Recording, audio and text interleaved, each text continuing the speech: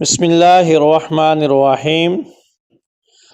سوال: مفتی صاحب، معلوم یہ کرنا ہے کہ اگر میاں اپنی بیوی کی شرمگاہ میں اپنا عضو تناسل کو داخل کیے بغیر باہر سے ملائے اور لطف اندوز ہو تو ایسے کرنے سے کیا غسل واجب ہوگا یا نہیں؟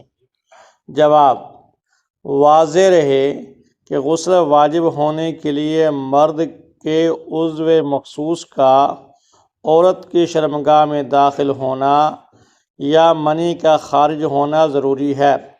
اگر آدمی اپنا عضو مخصوص عورت کی شرمگاہ میں داخل نہ کرے بلکہ صرف شرمگاہ کے اوپر سے لذت حاصل کرے اور اس کی منی بھی خارج نہ ہو تو ایسی صورت میں غسل واجب نہیں ہوگا۔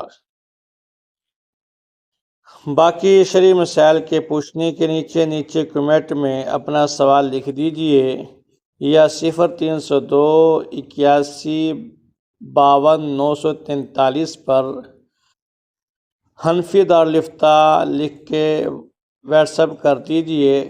آپ کو مستقل مسائل کے گروپ میں شامل کر دیا جائے گا، جس سے روزانہ کے اعتبار سے آپ کو شرعی مسائل ملتے رہیں گے اور شریعت کے مسائل سے آپ کو آگاہی ہوتی رہے گی۔ آپ خود بھی مستفید ہوں، دوستوں کو بھی اس طرف آپ متوجہ کریں۔